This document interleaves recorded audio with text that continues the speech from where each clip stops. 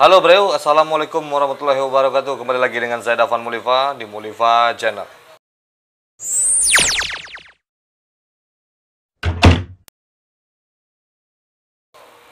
Kali ini saya akan membahas tentang Robin Hood. Ya, Robin Hood, seseorang pembela kebenaran atau pembela rakyat kecil. Dia sering diuber-uber oleh kerajaannya. Pemerintahnya semena-mena, selalu mengejar-ngejar dia, tapi dia tidak pernah takut untuk selalu merampok, selalu menjarah. Tapi hasil jarahnya ini, hasil rampokannya ini dikasih ke orang-orang miskin. Itu legendanya, sama kayak si Ronda atau si Pitung. Nah, cerita ini sebenarnya setiap negeri ada cerita tentang sosok pahlawan kecil begini. Tapi saya tidak akan membahas si Pitung versi Betawi atau Robin Hood versi Hollywood. Tapi saya akan membahas tentang Robin Hood yang versi Minangkabau. Nah, di Minangkabau ada juga. Itu membuat Belanda dan laras-laras yang ada di Minangkabau kewalahan. Mana yang curang, mana yang tidak adil terhadap rakyat, nah akan dihajar oleh si Robin Hood versi Minangkabau ini. Penasaran kan? Siapa sosok Robin Hood yang saya maksud? Yaitu Robin Hood versi Minangkabau.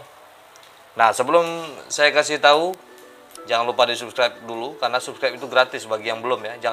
Jangan ditekan lagi unsubscribe. Nah, di like jempolnya ke atas, karena kalau ke bawah itu berarti marah sama saya. Oke, siapakah sosok Robin Hood yang saya maksud? Nah, ini dia videonya. Robin Hood di Minangkabau yang kita maksud adalah si Patai.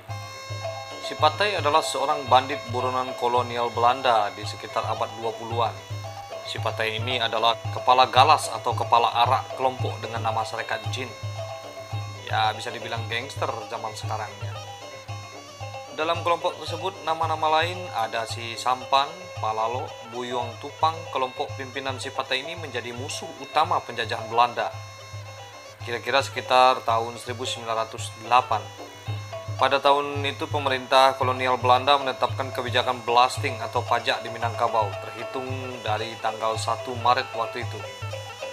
Aturan pajak yang ditetapkan meliputi Hofblasting, pajak kepala, Inkomsten blasting, pajak sejenis cukai, Hadendisten, pajak rodi, Landrente blasting, pajak tanah, Wins blasting, pajak kemenangan atau keuntungan, Mebels blasting, pajak rumah tangga, Sludge blasting, pajak penyembelihan, Tabak blasting, pajak tembakau, Adat Huizen blasting, pajak rumah adat.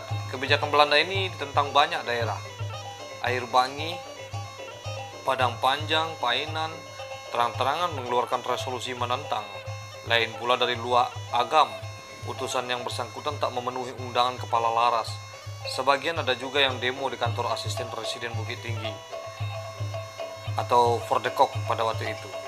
Penentangan ini berlanjut dengan Perang Kamang di tanggal 15 Juni di bawah pimpinan Mande Siti Manggopoh. Penduduk menyerang penjara Belanda di Manggopoh. Kita sama tahulah ini yang dinamakan Siti Manggopoh, ya kan? Cerita yang sama juga terjadi di Lubuk Aluang. Pasukan jubah putih berperang dengan lantunan takbir Allahu Akbar. Di Padang, pemberontakan dilakukan di bawah arahan si Patai. Meski dikenal dari Partai Dunia Hitam, namun keonaran yang dibuatnya di Pauh membuat repot pasukan tentara Belanda. Apalagi pergerakan yang dipimpinnya berupa perang gerilya. Jika bertemu dengan pasukan Belanda dalam jumlah banyak, anggota si Patai berpura-pura hormat. Bila ditemukan jumlah pasukan yang sedikit, maka dibantailah pasukan itu. Si Patai juga sering melakukan aksi rampok pada orang-orang yang kaya dan bekerja sama dengan Belanda. Aksi si Patai ini membuat Belanda terpaksa minta bantuan ke Jakarta, dahulu bernama Batavia.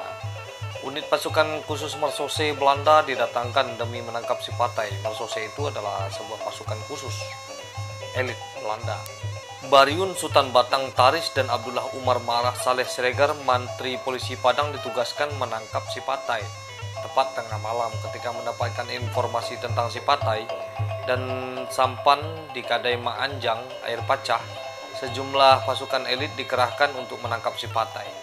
4 jam terkepung tidak membuat si Patai menyerah. Dia tetap melakukan perlawanan, namun nasib tak begitu berpihak padanya. Ya, nasib baik tentunya. Peluru berhasil melumpuhkannya tepat di bagian dadanya. Akibat tertangkapnya si Patai, penjara menjadi labuhannya dalam waktu 3 tahun. Di tahun 1926, dunia hitam mendirikan kelompok Serikat Jin. Si Patai didaulat sebagai pemimpinnya. Gerakan ini melakukan perlawanan bawah tanah. Bersamaan ini juga terbentuk Serikat Hantu dan Serikat Hitam. Underground. Agak sedikit seram namanya memang. Tepat pergantian tahun 1927, si Patai dan kelompok Serikat Jin melakukan pembunuhan pada pejabat-pejabat Belanda. Kembali bala bantuan dari Batavia berupa pasukan elit dikerahkan untuk menangkap si Patai. Sebuah operasi malam membabi buta membunuh semua rakyat dini hari dilakukan. Semua orang dibunuh dan salah satunya dikenal sebagai Ujang Patai. Kepalanya dipancung dan diarak keliling kota. Hari itu kota Padang menjadi gempar, ungkap Hasim Ning yang melihat langsung arakan tersebut.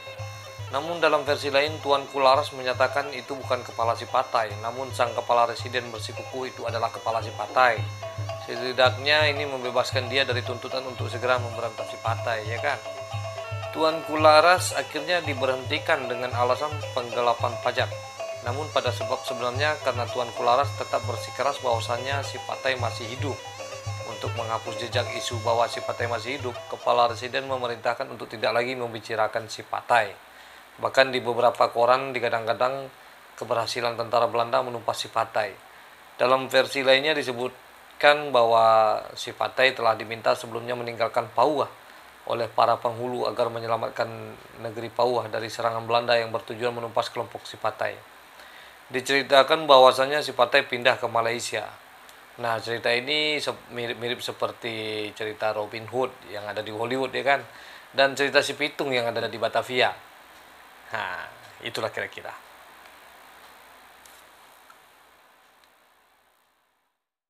Oke, terima kasih yang sudah menonton. Nah, itu yang saya maksud versi Robin Hood adalah si Patai. Si Patai ini jagoan kecil dari Padang. Itu sempat membuat Belanda kewalahan dan mengirimkan marsose-marsosenya dari Batavia. Nah, saya akan bercerita tentang sosok-sosok pahlawan-pahlawan kecil atau sejarah-sejarah yang ada di Minangkabau untuk versi selanjutnya. Pesan saya cuma satu, kompaklah Minangkabau, kompaklah Indonesia, dan tonton terus Mulifa Channel.